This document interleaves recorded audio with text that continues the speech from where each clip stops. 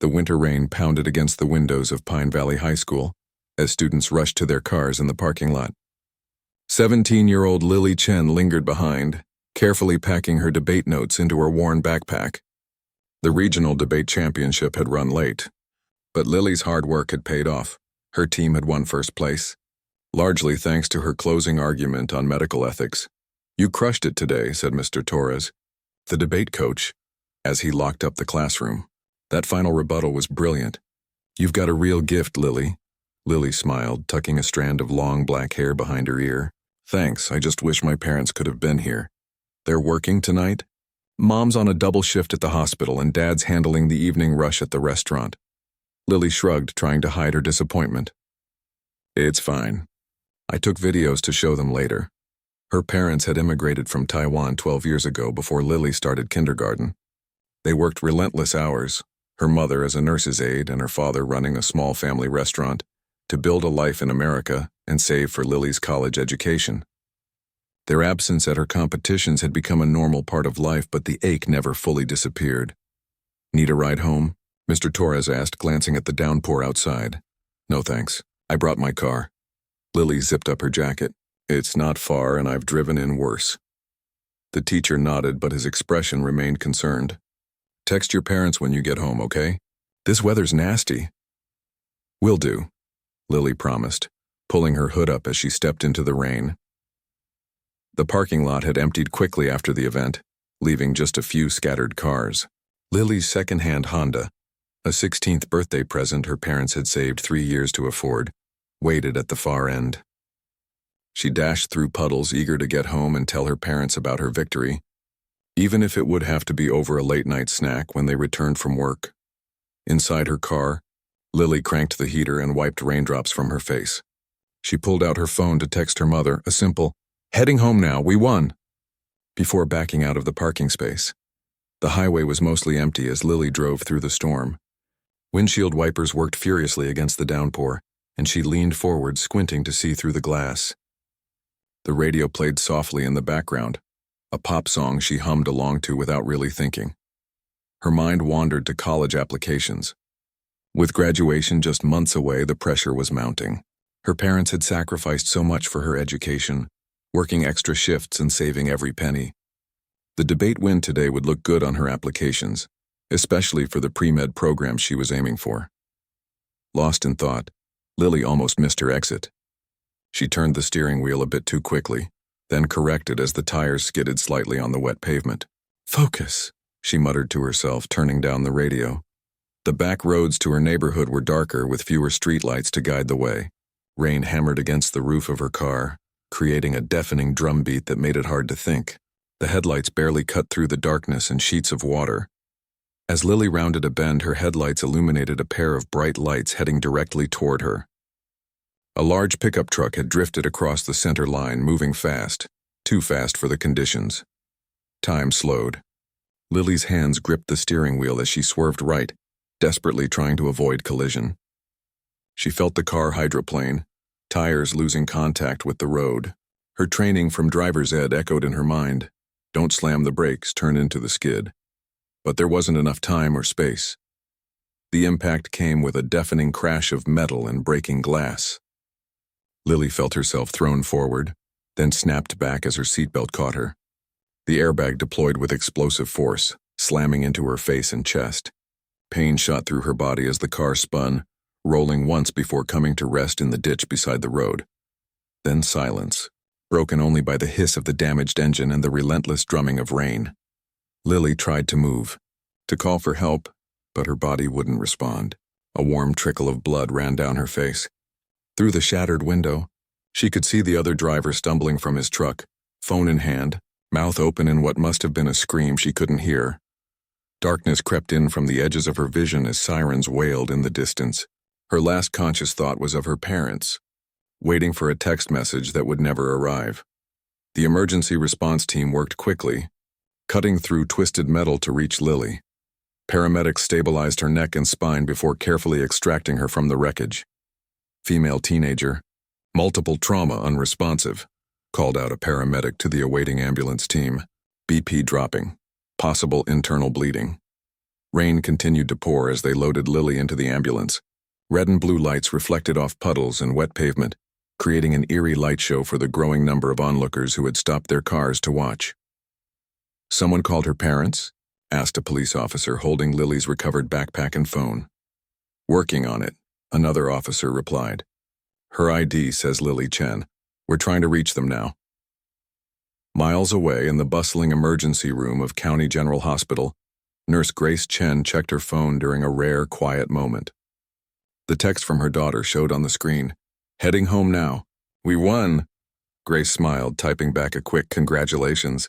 "Can't wait to hear all about it."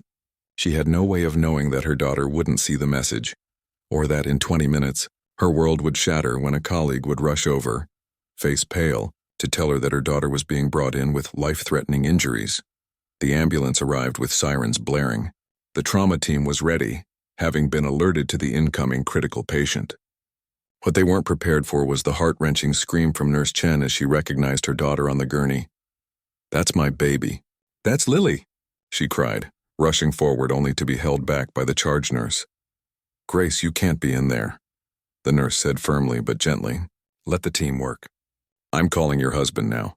Inside the trauma bay, doctors worked frantically to assess and stabilize Lily. Her injuries were severe: traumatic brain injury, collapsed lung, ruptured spleen, multiple fractures. The neurosurgeon was called immediately as scans revealed dangerous pressure building in her brain. "OR3 is prepped and waiting," announced a surgical nurse. "We need to move now." As they rushed Lily toward surgery, her father, Tom Chen, arrived, having left his restaurant in the middle of the dinner service after receiving the devastating call. He found his wife in the waiting area, her scrubs still on, hands shaking as she filled out paperwork for their daughter. "Grace," he said, voice breaking as he pulled her into his arms. "What happened? How bad is it?" "Car accident." It's bad, Tom." Grace's professional demeanor crumbled as she clung to her husband. "They're taking her to surgery now. Her brain, there's swelling and bleeding." The hours that followed passed in an agonizing blur. Friends and colleagues stopped by, offering support, bringing coffee that went cold and food that remained untouched.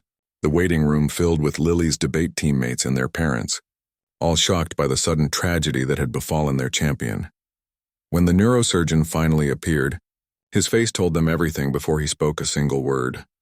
"We've done everything we can for now," he said gently, sitting across from the Chens. "The surgery went as well as could be expected, but the brain injury is severe. We've placed her in a medically induced coma to give her brain time to heal.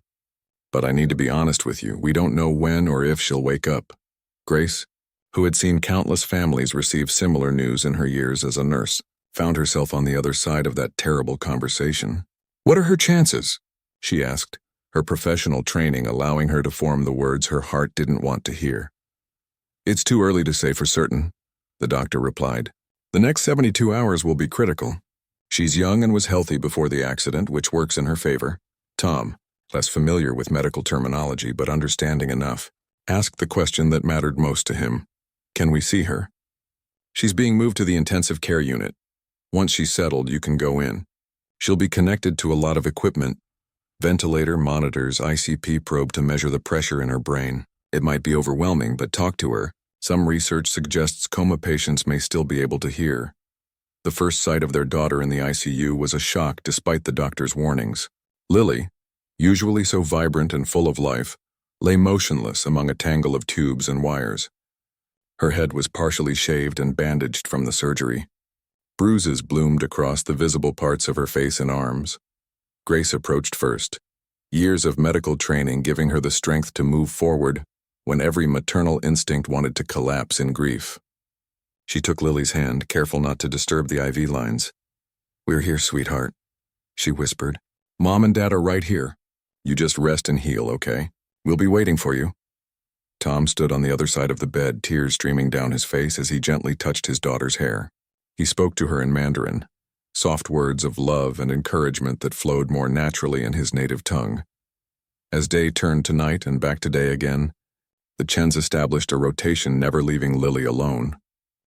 When Grace had to work, because even in crisis bills needed to be paid and insurance forms filed, Tom stayed at Lily's bedside. When he returned to the restaurant for a few hours, Grace took her place in the uncomfortable hospital chair. Friends brought changes of clothes, home-cooked meals, and offered to handle the restaurant so Tom could stay at the hospital. Lily's debate coach organized a schedule for teammates to visit, reading aloud from Lily's favorite books or simply chatting about school news as if she could hear them. On the 7th day, Dr. Natalie Rivera became Lily's primary neurologist. Young but highly regarded in her field, Dr. Rivera took a special interest in Lily's case. Her EEG shows some interesting patterns, she explained to the Chens during rounds. There's more activity than we typically see in patients with injuries of this severity. Is that good? Tom asked, searching for hope in the doctor's carefully neutral expression. It's interesting, Dr. Rivera replied cautiously. I don't want to raise false hopes, but I've seen similar patterns in patients who eventually regained consciousness. We'll keep monitoring closely. Days turned into weeks. The seasons began to change outside the hospital windows. Lily's condition stabilized but remained unchanged, caught in the limbo of a persistent coma. The doctors eventually removed the ventilator when she proved able to breathe on her own, a small victory that the Chens celebrated with tearful relief. Other patients came and went from the ICU, their crises either resolving or ending. But Lily remained, becoming a fixture of the unit, known to every nurse and doctor who passed through. Her room filled with cards, stuffed animals, and photos, a shrine to the life temporarily on hold inside her still form. And every day her parents waited for a sign, any sign, that their daughter was finding her way back to them. Days melted into weeks, and weeks stretched into months. The hospital room that had once felt strange and frightening to the Chens now became a second home. They knew which chair reclined just enough for a decent night's sleep, which vending machine didn't steal dollars, and which nurses would bend the rules to let them stay past visiting hours. Lily remained still, her chest rising and falling in steady rhythm. The ventilator had been removed after the first month when she proved she could breathe on her own, a small victory that Dr. Rivera had celebrated with them. Her brainstem functions are strong, she'd explained. That's a positive sign.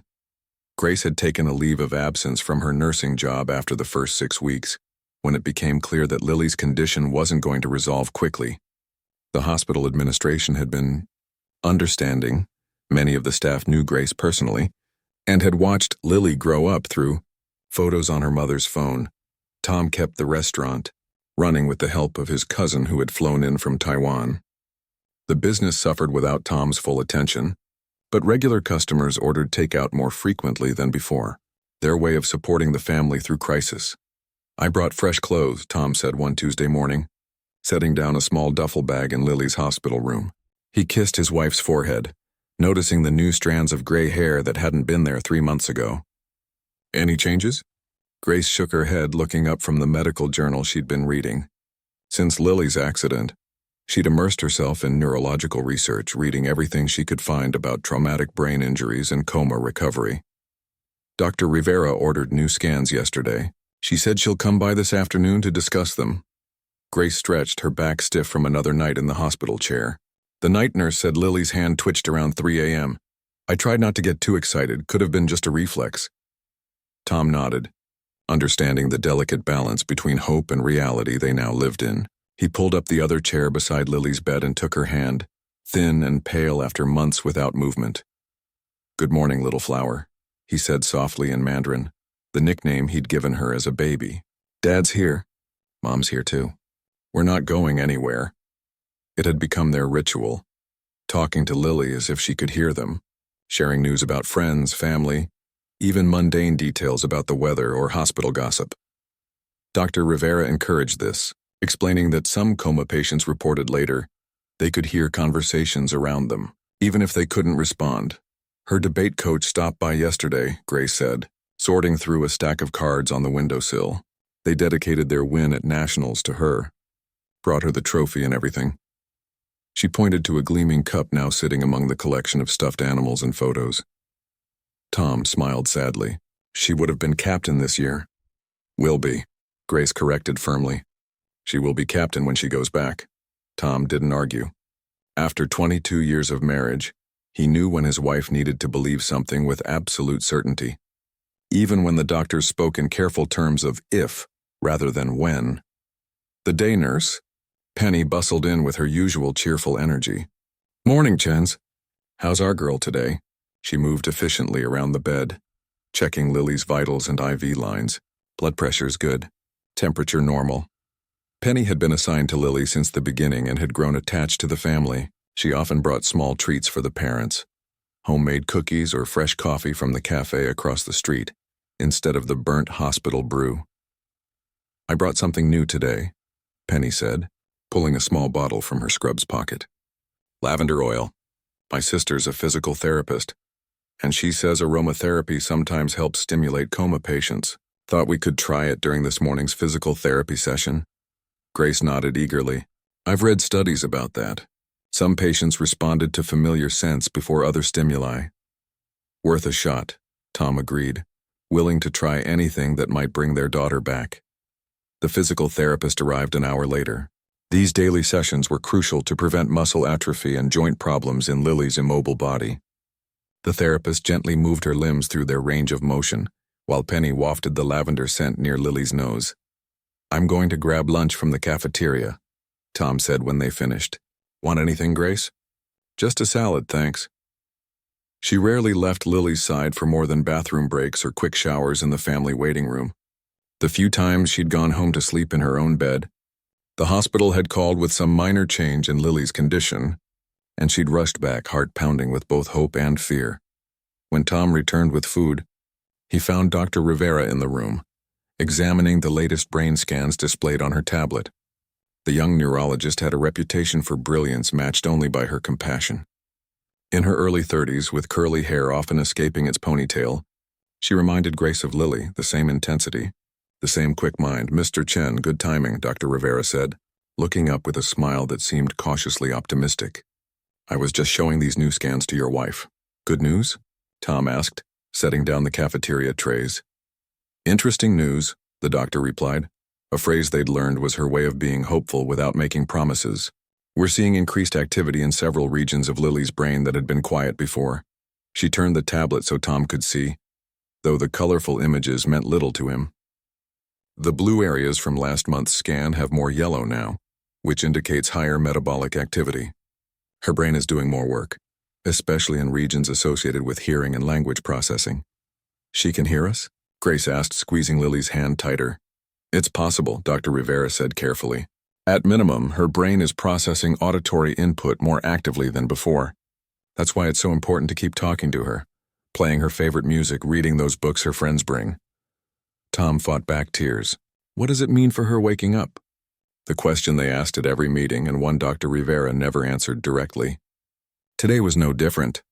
"It's a positive development," she said, "but I can't predict when or if consciousness will return. The brain is still largely a mystery to us, especially in recovery from trauma. All I can tell you is that these changes are moving in the right direction." It wasn't the definitive answer they wanted, but it was enough to feed the flame of hope for another day. After Dr. Rivera left, the Chens ate their lunch in thoughtful silence. A text message alert broke the quiet. Another update from the restaurant. Tom sighed as he read it. "The refrigerator is acting up again," he said. "I should probably go check on it." Grace nodded. "Go, we'll be fine here." Tom hesitated, torn between responsibilities. "I'll be back for dinner. Call if anything changes, anything at all." After he left, Grace returned to her routine. She opened Lily's favorite novel, a dog-eared copy of The Secret Garden that her debate teammates had been taking turns reading aloud during their visits. Grace picked up where the last visitor had left off, reading slowly and clearly, pausing occasionally to explain a reference or comment on the story, as if having a conversation with her daughter. "This character reminds me of you," she said, stroking Lily's hair, now grown long past its pre-accident length. Stubborn but in a good way, determined. Outside, rain tapped against the window, the first spring shower after a long winter. Nearly 4 months had passed since the accident. Lily's friends still visited, but less frequently now as college acceptance letters arrived and graduation preparations began. Life was moving forward for everyone except the Chens, suspended in the limbo of the hospital room. A knock at the door interrupted Grace's reading. She looked up to see Lily's debate coach, Mr. Torres, standing awkwardly with a large envelope and several helium balloons. "Hope I'm not intruding," he said. "I wanted to drop this off." He held up the envelope. "It came to the school yesterday." Grace recognized the university logo immediately. Stanford, Lily's dream school since freshman year. "Her acceptance letter?" Mr. Torres nodded. "I called the admissions office, explained the situation. They're holding her spot for next year, no deferment application needed." He tied the balloons to the end of Lily's bed. "I thought she should hear the good news herself." Grace felt tears well up. "Thank you. This means so much." The teacher approached Lily's bedside. "Hey there, champ. Guess who got into Stanford pre-med with a partial scholarship? Your essay about your mom's journey as an immigrant nurse knocked their socks off." He placed the envelope on her nightstand. "The team misses you something fierce. Nobody can close an argument like you can." He stayed for about 20 minutes, catching Grace up on school news and promising to bring the graduation program when it was printed. After he left, Grace carefully opened the Stanford letter, reading it aloud to Lily with pride cutting through her sadness. "Your father and I always knew you could do it," she said, tucking the acceptance letter into the photo collage they'd created on the wall. "Stanford won't know what hit them when you get there." As afternoon faded into evening, Grace continued her one-sided conversation, switching between English and Mandarin as her mother had done with her as a child.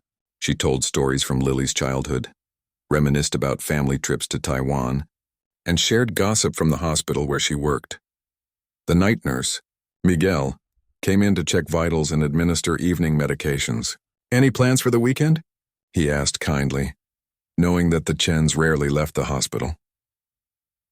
"Tom wants to bring in food from the restaurant on Sunday," Grace replied. "A little family dinner here," Miguel smiled. "That sounds nice. I'll make sure you have extra chairs." He adjusted one of Lily's IV bags. "Her color looks good tonight. Blood pressure's perfect." After he left, Grace settled in for another night in the reclining chair. The nurses had offered to bring in a cot, but she preferred staying close enough to hold Lily's hand. She dimmed the lights and turned on the small sound machine that played gentle ocean waves, a buffer against the beeps and footsteps of the hospital at night. "Good night, sweetheart," she whispered, kissing Lily's forehead. "Mom's right here. I love you." In the dimness, Grace thought she saw Lily's eyelids flutter, something that had happened occasionally before, a reflex the doctors said, nothing to get excited about. Still, each time it happened, Grace's heart leapt with hope that refused to die. Outside the window, stars appeared as the rain clouds cleared. Inside room 307, machines beeped steadily, measuring the life that continued in Lily's body while her mind remained locked away. Grace watched her daughter's face in the soft glow of the monitoring equipment, searching for any sign of the bright, ambitious girl who had driven off to a debate competition 4 months ago. "Come back to us," she whispered. "However long it takes, we'll be waiting." The calendar on Lily's hospital room wall now showed June, nearly 5 months since the accident. Summer sunshine streamed through the window, creating a warm patch on the foot of her bed where her mother had placed a colorful quilt made by Lily's grandmother in Taiwan. Tom sat beside the bed, reading aloud from the local newspaper. The daily ritual of sharing news had become second nature to him. He paused between articles to sip his coffee and study his daughter's face, searching for any flicker of response. "Your classmates graduated yesterday," he said, folding the newspaper and setting it aside. "Mr. Torres saved a program for you. He said your name was still printed in it, with a special note." The graduation ceremony had been bittersweet for the Chens. They'd watched from the back row as Lily's friends walked across the stage in caps and gowns, feeling the absence of their daughter acutely. Her friends had left an empty chair with her debate team jacket draped over it, a gesture that had brought tears to Grace's eyes. "Dr. Rivera is coming by this afternoon," Tom continued. "She mentioned trying a new medication that might help. I don't fully understand how it works, but Mom thinks it sounds promising." Grace had thrown herself into researching experimental treatments, joining online support groups for families of coma patients, and even reaching out to specialists across the country. Her medical background gave her the vocabulary to advocate fiercely for Lily, questioning treatment plans and suggesting alternatives that some doctors might have dismissed from other parents. The door opened, and Penny entered with a fresh set of towels. "Good morning." Perfect day for a window visit, isn't it? She moved efficiently around the room, checking Lily's vitals and IV lines with practiced ease. Window visit? Tom asked. Oh, didn't Miguel tell you? We're going to move Lily's bed near the window for a bit today. Some studies suggest natural sunlight helps regulate patients' internal clocks, which can be beneficial for brain activity. Plus, it's just nice to feel the sun, don't you think? Tom nodded gratefully. After months in the hospital, even small changes to the routine felt significant. Where's Grace today? Penny asked, adjusting Lily's pillows. Meeting with the insurance company. Again. Tom sighed. The coverage for long-term care is getting complicated. The financial reality of Lily's condition had begun to weigh heavily on the family. The initial emergency care had been covered, but as weeks turned to months, the insurance company started questioning the necessity of certain treatments and therapies. Medical bills piled up alongside the regular expenses of mortgage payments and utilities. The restaurant was barely breaking even with Tom's reduced hours. She'll figure it out, Penny said confidently. That woman could stare down a hurricane and make it change direction. Tom laughed softly. That's why I married her. With Penny's help, they carefully moved Lily's bed closer to the window, angling it so the sunshine fell across her face and upper body. Tom noticed how the light highlighted the hollow places in his daughter's cheeks, the thinness of her arms despite the physical therapy. Still, her skin looked better in the natural light, less ghostly than under the harsh hospital fluorescence. I'm going to grab lunch from that sandwich shop you like, Tom told Lily after Penny left. The one with the soup you always ordered. Would you like that? I'll bring you back some fresh flowers too. He knew there would be no answer. But the habit of asking her questions felt important. A refusal to treat her as anything less than present and whole. In the hallway, Tom ran into Dr. Rivera, arriving earlier than expected. Her arms were full of medical journals and a laptop. Mr. Chen, perfect timing. I was hoping to catch you before you left. Is everything okay? He asked, immediately anxious. Yes, she assured him quickly. Actually, I wanted to show you and your wife something interesting in Lily's latest EEG readings, but if you're heading out... Grace is at an insurance meeting. She should be back in an hour or so. Dr. Rivera considered this. I can start reviewing the data with you if you'd like. It might be good to have a head start before she returns, with her list of questions. The doctor smiled fondly. Grace's thorough questioning had become legendary among the hospital staff. Tom glanced back at Lily's room, torn between his planned errand and the possibility of news. Of course, lunch can wait. They returned to find Lily bathed in sunlight, her long black hair spread across the pillow. For a moment, with her eyes closed and her face peaceful, she looked like she might simply be napping after a long study session, something Tom had found her doing countless times throughout high school. Dr. Rivera set up her laptop on the rolling tray table and pulled up several graphs with colored lines that meant little to Tom. This is Lily's brain activity over the past month, she explained, pointing to various peaks and valleys. We've been monitoring 6 key areas. These 3 regions, she circled several sections with her finger, have shown consistent increases in activity, particularly during times when you or Grace are talking to her. Tom leaned closer. She can hear us? I believe she can, yes. The patterns suggest her brain is processing auditory input and showing emotional responses. See these spikes? They occurred when the nurses noted in their log that you were playing recordings of her debate competitions. Hope swelled in Tom's chest, tempered by months of disappointment. But why doesn't she wake up? Dr. Rivera's expression was kind but honest. Consciousness isn't like a light switch on or off. It's more like a dimmer with many levels between fully awake and completely unconscious. Lily seems to be gradually increasing her level of awareness, but the pathway back is complex and different for every patient. She clicked to another screen showing a brain scan with colorful areas highlighted. This is why I wanted to try that new medication I mentioned. It's shown promise in improving blood flow to these specific regions that control wakefulness. The doctor continued explaining the treatment plan, using simpler terms when she saw Tom's confusion. He tried to absorb everything, knowing Grace would want a complete report, but his mind kept returning to one thought. Lily could hear them. All those one-sided conversations, all those newspaper articles and stories and words of encouragement, they might have been getting through. When can we start the new medication? He asked when Dr. Rivera finished her explanation. Today, if you agree. I've already cleared it with the hospital pharmacy. I just need your consent as her guardian. Tom signed the forms without hesitation. 5 months of watching his daughter lie motionless had erased any caution he might have once felt about experimental treatments. Dr. Rivera stayed while the first dose was administered, watching Lily's monitors carefully for any immediate reaction. Don't expect dramatic changes right away, she cautioned. This is a gradual process. Not a miracle drug, Tom nodded, but in his heart, he couldn't help hoping for miracles. When Grace returned from the insurance meeting, her face tight with stress, Tom and Dr. Rivera filled her in on the new treatment. As expected, Grace had dozens of technical questions that she and the doctor discussed in medical terminology that went over Tom's head.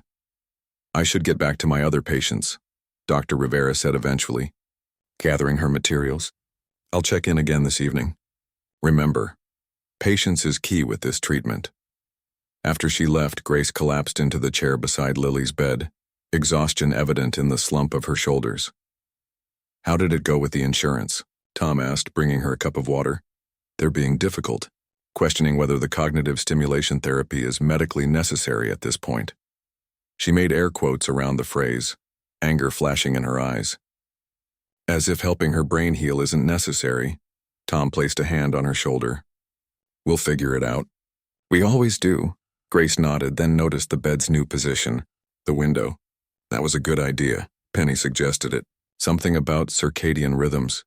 Grace reached for Lily's hand, rubbing it gently between her palms, another ritual she performed multiple times daily to maintain circulation and human contact. Did you tell her about graduation? Yes, and about Mr. Torres saving her a program. They settled into comfortable silence, the kind that develops between couples who have weathered decades together. The afternoon sun gradually moved across the room as they took turns reading to Lily from her favorite books. A nurse came to check vitals and administer medications. The routine of hospital life continued, marked by shift changes and meal deliveries. Around 5 p.m., Tom left to pick up dinner from the restaurant. Grace used this time for her personal ritual, brushing and braiding Lily's hair, applying lip balm to her dry lips, and massaging lotion into her hands and feet. These intimate acts of care helped Grace feel connected to her daughter when words seemed inadequate. I'm going to wash your face now, Grace narrated, wringing out a warm washcloth, just like when you were little and you'd splash water everywhere. She smiled at the memory. You always wanted to do it yourself, even when you were barely tall enough to reach the sink. As Grace gently wiped the cloth across Lily's forehead, she thought she noticed a slight furrow between her daughter's eyebrows, almost like a frown. She paused, watching intently. Lily, can you hear me? The room remained quiet except for the steady beep of monitors. Grace continued the face washing, moving the cloth carefully around Lily's eyes. Your dad's bringing dinner from the restaurant. Those dumplings you love. The chef still makes them the way you like, with extra ginger. When she reached Lily's cheek, Grace definitely saw movement, a twitch at the corner of her mouth. Lily. Her voice rose with barely contained excitement. Sweetheart, if you can hear me, try to move again. Nothing happened for several long moments. Grace was about to reach for the call button when Lily's eyelids fluttered. Not the random movement they'd seen before, but a definite struggle, as if she were trying to open them. That's it. That's it, Grace encouraged, squeezing her daughter's hand. You can do it, Lily. Open your eyes. The monitors began beeping faster as Lily's heart rate increased. Grace watched, hardly daring to breathe, as her daughter's eyelids trembled. Then slowly, so slowly it seemed to take forever, lifted. Unfocused brown eyes stared upward, blinking against the fading sunlight. Lily? Grace whispered, tears streaming down her face. Can you see me? The girl's eyes slowly turned toward her mother's voice, pupils contracting as they adjusted to light for the first time in months. Her lips parted, and she made a small sound, not quite a word, but definitely intentional. Grace's hand shook as she reached for the call button, pressing it repeatedly. It's okay, take your time, she told Lily, whose eyes were now definitely tracking her movements.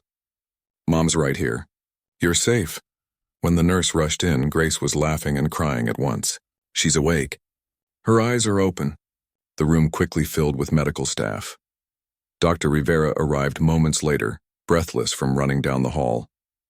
She leaned over Lily, shining a small light into her eyes, watching the pupils contract. Lily, can you hear me? I'm Dr. Rivera. You're in the hospital. You've been asleep for a while. Can you blink once if you understand me? Everyone held their breath. After what seemed an eternity, Lily slowly, deliberately blinked. Good. That's very good, Dr. Rivera said, her professional demeanor barely containing her excitement. Can you try to squeeze my hand? She placed her hand in Lily's. After several seconds, Lily's fingers twitched, then curled weakly around the doctor's hand. Outside in the hallway, Tom arrived carrying bags of takeout. Seeing the commotion in Lily's room, he dropped everything and ran, food containers spilling across the floor. What's happening? He demanded, pushing through the crowd of medical staff. Grace turned to him, face shining with tears and joy. She's awake, Tom. Our girl is waking up. The next 48 hours passed in a whirlwind of activity. Lily's room, once quiet except for the steady beep of monitors, now bustled with doctors, specialists, and technicians running tests and evaluations. Dr. Rivera had assembled a team of experts to assess Lily's condition: neurologists, speech therapists, physical therapists, cognitive specialists, all working to understand the extent of her recovery and what challenges lay ahead. Tom and Grace watched it all with a mixture of joy, anxiety, and overwhelming gratitude. After nearly 5 months of stillness, their daughter was awake. Her eyes followed movement. She responded to simple commands by blinking or squeezing fingers, and she seemed to recognize their faces, though she had yet to speak. This is very encouraging, Dr. Rivera told them on the second morning after Lily's awakening. Her response to stimuli is stronger than I expected. The brain scans show activity in all major cognitive regions. When will she talk? Tom asked, the question that had been burning in both parents' minds. It's hard to predict, Dr. Rivera said carefully. Speech requires complex coordination between multiple brain systems. Some patients begin speaking within days of waking. Others take weeks or even months. Grace, who had barely left Lily's side since she opened her eyes, squeezed her daughter's hand. She understands us. I can tell, Dr. Rivera nodded. I believe she does. The comprehension pathways often recover before speech production. We'll start formal assessment with the speech therapist this afternoon. The speech therapist, a kind woman named Judy, with salt and pepper hair and bright purple glasses, arrived after lunch. She carried a tablet and a bag, full of flashcards and assessment tools. I like to start with something simple, she explained to the Chens. Just establishing yes and no responses gives us a baseline for communication. Judy positioned herself where Lily could clearly see her face. Lily, I'm going to ask you some questions. Can you blink once for yes and twice for no? Lily stared at her for a moment, then deliberately blinked once. Excellent. Judy smiled. Is your name Lily? 1 blink. Are you 20 years old? 2 blinks. That's right, you're 17. Very good. Judy continued with simple questions, gradually increasing in complexity. Lily answered consistently, though she seemed to tire quickly, her blinks becoming slower as the session progressed. That's enough for today, Judy said after about 20 minutes. You did wonderfully, Lily. She turned to Grace and Tom. Her comprehension appears intact. That's a very positive sign. After the speech therapist left, Lily's eyes drifted closed. Dr. Rivera had explained that extreme fatigue was normal in the early stages of coma recovery. The brain needed time to rest as neural pathways re-established themselves. Get some rest, sweetheart, Grace whispered, smoothing Lily's hair. We'll be right here when you wake up. Tom went to call his cousin with an update on Lily's condition and check on the restaurant. Grace settled into the familiar chair beside the bed, allowing herself to truly relax for the first time in months. The constant fear that had been her companion, that Lily might never wake up, had finally released its grip on her heart. When Lily opened her eyes again 2 hours later, she seemed more alert. Her gaze moved around the room with purpose, taking in the cards and flowers that had multiplied since news of her awakening spread among friends and family. Are you thirsty? Grace asked, noticing Lily's focus on the water pitcher. Blink once for yes. Lily blinked, and Grace carefully brought a small cup with a straw to her lips. Lily managed a few sips before turning away. But even this small act felt like a miracle after months of IV fluids and feeding tubes. Your dad will be back soon, Grace told her. Everyone's so happy you're awake, Lily. Your debate team, your teachers, Even that grumpy nurse from the third floor came by to see you." Lily's eyes stayed focused on her mother's face, a new intensity in her gaze that hadn't been there earlier. She opened her mouth, seeming to struggle to form words. "It's okay," Grace assured her. "Take your time." The speech therapist said not to rush it. Lily closed her eyes for a moment, her forehead creasing with concentration. When she opened them again, she looked directly at Grace and moved her lips deliberately. A whisper emerged, so faint Grace had to lean closer to hear. "Mom." Grace's eyes filled with tears. Yes, I'm here." "I'm right here, Lily." Lily swallowed with effort, then whispered again. "Water." Grace's hands trembled as she held the cup to Lily's lips again, letting her take several small sips. "You're talking. Should I call the nurse?"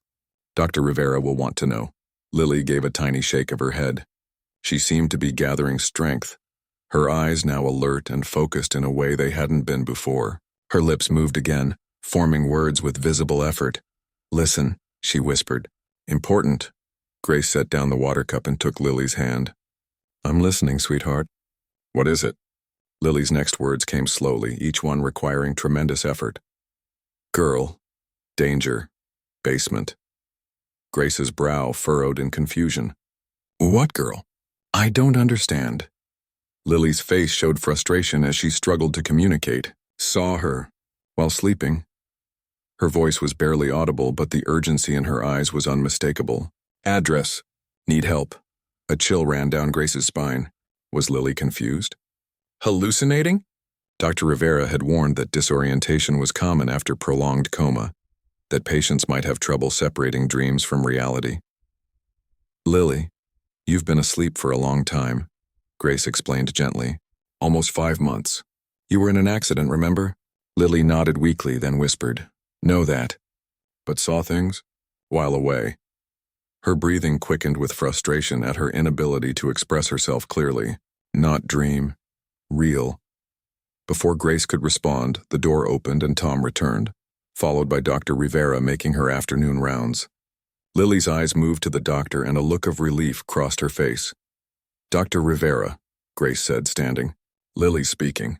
"Just a few words, but clear ones." The doctor's face lit up. "That's fantastic news." She moved to Lily's bedside. "Lily, can you say something for me?" Lily gathered her strength, focusing intently on the doctor's face. When she spoke, her voice was slightly stronger than before.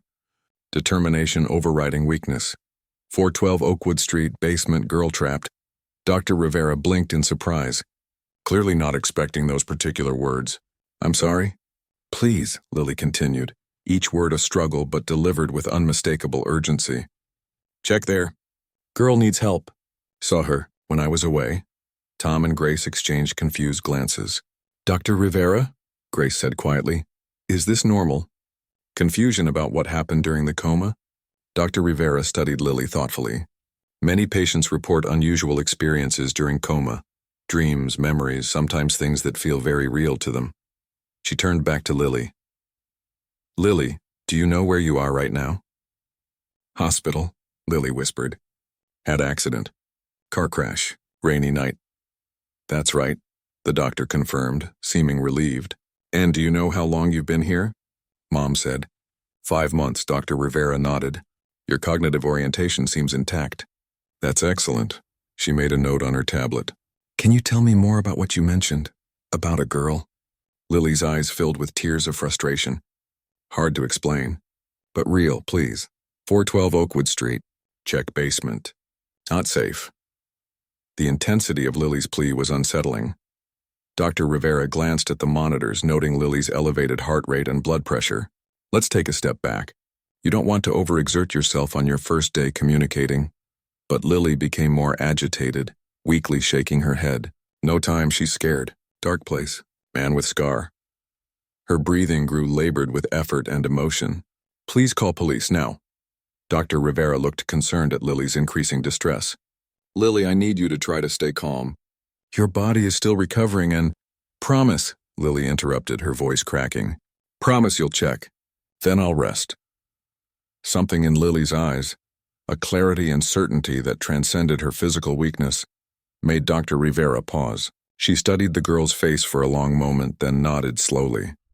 All right. I'll make a call. But then you need to rest, okay? Lily nodded, visibly relieved. Dr. Rivera stepped away from the bed, pulling her phone from her lab coat pocket. She hesitated, then dialed a number. "This is Dr. Natalie Rivera from County General Hospital," she said when the call connected. "I need to report a potential emergency situation." She glanced at Lily, whose eyes remained fixed on her, watching intently. "Yes, I understand this is unusual. I'm a physician calling about information from a patient who just woke from a prolonged coma." There was a pause as the person on the other end responded. Dr. Rivera's professional demeanor didn't waver as she continued. "The address is 412 Oakwood Street. My patient is reporting someone may be in danger in the basement of that location." Another pause. "No, I cannot verify this information personally. This is a request for a welfare check based on a patient's statement." Tom and Grace listened in stunned silence, trying to make sense of what was happening. Lily had closed her eyes, seeming to relax now that her message was being conveyed. After ending the call, Dr. Rivera returned to the bedside. "They're sending officers to check the address," she told Lily quietly. "I kept my promise. Now you need to rest." Lily nodded weakly, her energy clearly depleted by the effort of communication.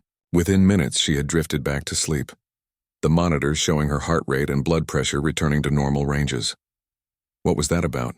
Tom asked when they were sure Lily was sleeping. "Should we be worried?" Dr. Rivera sighed, running a hand through her curly hair. "It's not uncommon for coma patients to have vivid experiences they believe are real. The brain is a mysterious organ, especially in states between consciousness and unconsciousness." "But why would she be so specific?" Grace asked. "An exact address? A basement?" The mind creates detailed narratives, sometimes incorporating fragments of things patients might have heard while unconscious. Conversations in the room, television programs, radio news. Dr. Rivera's explanation was gentle but practical. "I made the call primarily to ease her distress. Getting agitated isn't good for her recovery right now." The Chens nodded, accepting this reasonable explanation, though Grace couldn't shake the feeling that there had been something different about Lily's demeanor. A certainty that went beyond confusion or dream state. "What happens now?" Tom asked. "We continue with the recovery plan," Dr. Rivera said, returning to familiar medical territory. "The fact that she's speaking already is extremely promising. We'll have the speech therapist return tomorrow and start physical therapy assessments as well." The discussion turned to recovery timelines and rehabilitation options. The strange incident with the address momentarily set aside as they focused on the practical challenges ahead. 3 hours later, as evening settled over the hospital and Tom had stepped out to bring dinner, Grace sat beside Lily's bed reading a magazine. A soft knock at the door drew her attention. She looked up to see Dr. Rivera standing in the doorway, her face pale. Behind her stood 2 police officers in uniform. "Mrs. Chen," Dr. Rivera said, her voice uncharacteristically shaky. "These officers need to speak with you, and with Lily if she's able." Grace stood, anxiety flooding through her. "What's happened?" One of the officers stepped forward, a middle-aged woman with a grave expression. "Ma'am, we responded to the address your daughter provided. There was indeed a young girl being held in the basement just as she described. We've rescued the child and taken a suspect into custody." Grace sank back into her chair, legs suddenly unable to support her. That's impossible." "How could Lily have known?" "That's what we're hoping to find out," the officer replied, looking toward the bed where Lily still slept peacefully. "Your daughter just provided information that solved a missing persons case that's been open for months. We need to understand how." Dr. Rivera moved to check Lily's vitals, her scientific mind clearly struggling with the implications of what had happened. "She's still resting," she told the officers. "And she's very weak. This is only her first day of consciousness after 5 months." "We understand," the second officer said. "But this is a critical situation. The girl we found had been missing since February. Nobody had any leads on her whereabouts until today." As if sensing she was being discussed, Lily's eyelids fluttered open. She looked around the room, her gaze settling on the police officers. Instead of confusion or fear, her expression showed only relief. "You found her," she whispered. The female officer approached the bed. "Yes, we did. Exactly where you said she would be. Can you tell us how you knew where to look?" Lily's eyes filled with tears. "Hard to explain. Was somewhere else, while sleeping. Could see things, feel things. Her voice was weak but clearer than before. Felt her fear. Knew I had to help when I woke up. Grace took her daughter's hand, trying to process what she was hearing. Lily, how could you possibly have known about this girl? Lily turned to her mother, a look of wonder and confusion in her eyes. Don't know how, but while I was gone, I wasn't really gone. I would everywhere. The story of Lily Chen and the rescued girl dominated local news within hours. By the next morning, national outlets had picked it up, and within days, international media was running headlines like "Miracle Girl Solves Crime During Coma" and "Medical Mystery. Teen Supernatural Connection Saves Life." The hospital had to assign security to Lily's floor as reporters tried to sneak in for interviews and photos. Dr. Rivera fielded dozens of calls from medical researchers around the country, all eager to study this apparent phenomenon. The police maintained a careful presence, both to protect the family's privacy and to continue their investigation into how Lily could have known about the kidnapped girl.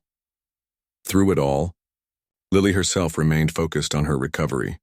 Each day brought new progress, stronger words, clearer speech, small movements of her arms and legs as her brain re-established connections with her body. Physical therapy sessions were exhausting, but showed promising results. Her cognitive tests impressed even the most experienced specialists. It's as if her brain used the time in the coma to rewire itself. One neurologist commented to Dr. Rivera, "I've never seen recovery this rapid." A week after Lily's awakening, Detective Lisa Wong sat beside her bed with a notepad, asking gentle but probing questions. Tom and Grace remained close by, protective despite Lily's insistence that she felt strong enough for the interview. "Let's go through it one more time," Detective Wong said. "You had never seen this address before?" "Never been to that neighborhood." Lily shook her head. Her voice was stronger now, though still raspy from months of disuse. "Never. I didn't even know that street existed." "And you've never met Zoe Taylor or her family?" The detective referred to the rescued 12-year-old girl who had been missing for over 3 months. "No. I didn't know her name until you told me." Lily paused, gathering her thoughts. "I just saw her, felt her fear, knew where she was, while you were in the coma?" "Yes, but it wasn't like dreaming." Lily's forehead creased as she struggled to explain. "It was like being everywhere at once, like I could float through walls, see into places. Most of the time it was just random, glimpses of people I didn't know, places I'd never been." "And when did you notice this particular girl?" "I don't know exactly. Time felt different, but I kept being pulled back to that basement. To her." Lily's eyes filled with tears. She was so scared, so alone. "I couldn't do anything except watch. Until I woke up." Detective Wong nodded, making notes. The police had confirmed that every detail Lily provided matched the crime scene. The layout of the basement, the small window with bars, even the distinctive scar on the kidnapper's face. "The man who took her," the detective said carefully. "Can you describe him again?" "Tall, thin, dark hair going gray at the temples. And the scar, from here to here." Lily traced a line from the corner of her right eye down to her jaw. "He wore work clothes, boots. I heard him tell her once that no one would ever find her, that the house had been empty for years." Detective Wong closed her notebook. "Thank you, Lily. You've been incredibly helpful. Because of you, Zoe is back with her family now." After the detective left, Lily sank back against her pillows, exhausted. Despite her progress, these longer conversations still drained her energy quickly. "You should rest," Grace said, adjusting her daughter's blankets. "I will. But first, has Zoe's family been in touch? Are they okay?" Tom nodded. "They sent flowers yesterday, and a letter. We were waiting for the right time to show you." He retrieved an envelope from the drawer in the bedside table. "They'd like to meet you when you're stronger." Lily took the envelope with slightly trembling hands, another reminder of how much physical recovery still lay ahead. "I'd like that too." Later that afternoon, Dr. Rivera arrived with a distinguished older man in tow, Dr. Philip Nolan, a neurologist from Johns Hopkins who specialized in consciousness studies. "Dr. Nolan has some experience with cases similar to yours," Dr. Rivera explained after introductions, though I must say none quite as remarkable. The older doctor pulled up a chair beside Lily's bed. "May I ask you some questions, young lady?" From a research perspective, not a criminal one. Lily nodded, curious despite her fatigue. In my 40 years of practice, Dr. Nolan began, I've documented several cases where patients in minimally conscious states or deep comas reported awareness of their surroundings, hearing conversations, feeling touch. But your experience goes beyond that. You perceived events at a distance, correct? Yes, it was like I could go anywhere. At first, I didn't understand what was happening. I thought I was dreaming, but everything was too clear, too real. Were you aware of your own body during these experiences? Of being in the hospital? Lily considered this. Sometimes. I could see my parents sitting beside me, hear them reading or talking, but then I would drift away, like smoke carried on a breeze. Dr. Nolan leaned forward, fascination evident in his expression. And did you have any control over where you went? Not at first. It was random. But later I could focus on certain places, certain people. Especially Zoe, her fear was like a beacon. I kept being drawn back to her. Fascinating, Dr. Nolan murmured.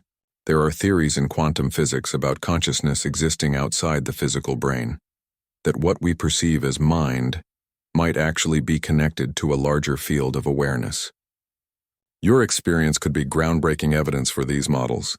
Dr. Rivera looked skeptical but remained silent, allowing her colleague to continue. Would you be willing to participate in some research studies once you're further along in your recovery? Dr. Nolan asked. Non-invasive tests, of course. Brain scans while you attempt to recall these experiences, that sort of thing. Before Lily could answer, Grace interrupted firmly. My daughter needs to focus on getting well first. She has months of physical therapy ahead, not to mention catching up on school. Of course, Dr. Nolan backpedaled quickly. I didn't mean to overstep. But when you're ready, Lily, your case could help us understand consciousness in ways we never have before. After the doctors left, Lily turned to her mother. It's okay, Mom, I want to help with the research. If what happened to me could explain anything useful, I think I should do it. Grace squeezed her daughter's hand. Let's get you walking again first, okay? One miracle at a time. Lily smiled, her first real smile since waking. Deal. The next few weeks brought steady progress. Lily graduated from speaking in whispers to full sentences, from wiggling her toes to standing with support. Each achievement was celebrated by her parents and the hospital staff, who had become like family over the long months. Media interest gradually waned as newer stories captured public attention, though occasional articles still appeared speculating about Lily's experience. Several television producers reached out about documentary rights, which the Chens politely declined. On a bright morning in late July, nearly 2 months after waking and 7 months after the accident, Lily took her first independent steps in physical therapy. Using a walker for balance but moving her legs on her own, she crossed the rehabilitation room as her parents and Dr. Rivera watched with tears in their eyes. I told you she was stubborn, Grace said to the doctor, her voice choked with emotion. In the best possible way, Dr. Rivera agreed. That afternoon, a special visitor arrived. Grace had arranged it carefully with the girl's parents and her therapist, making sure both children were ready for the meeting.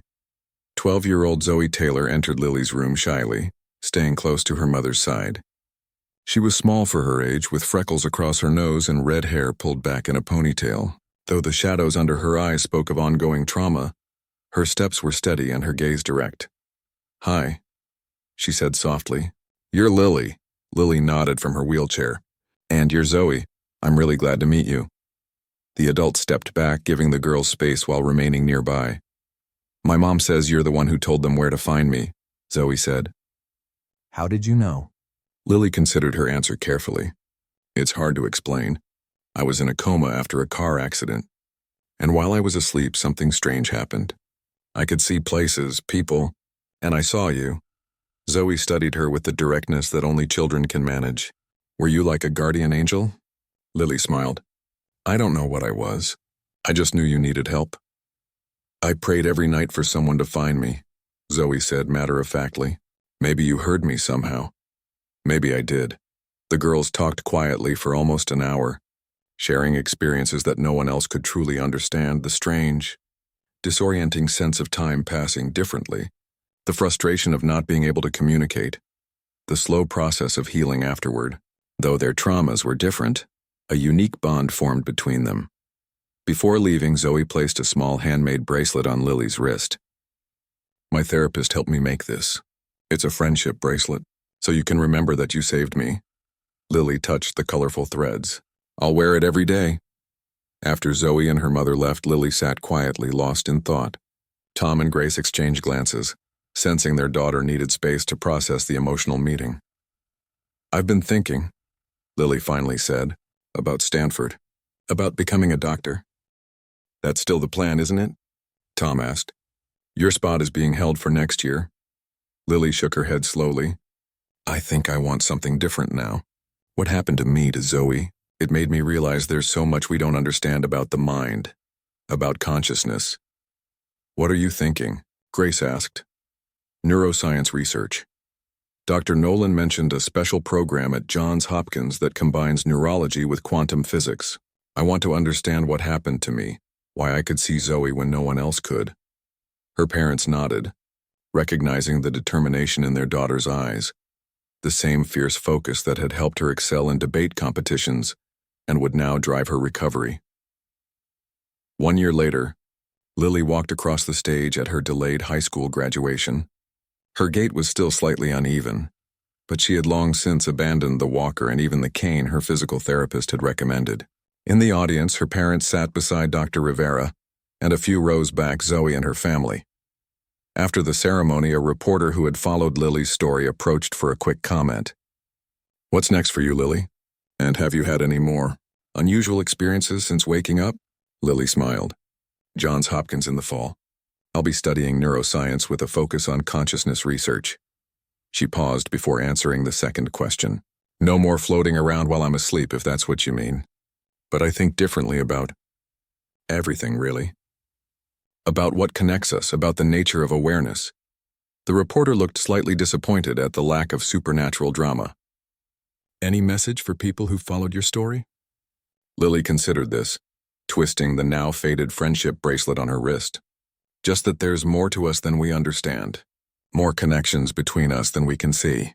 And sometimes when everything seems darkest, those connections can create something like a miracle. As the reporter moved away, Grace wrapped an arm around her daughter's shoulders. Ready to go home? Everyone's waiting for the graduation party.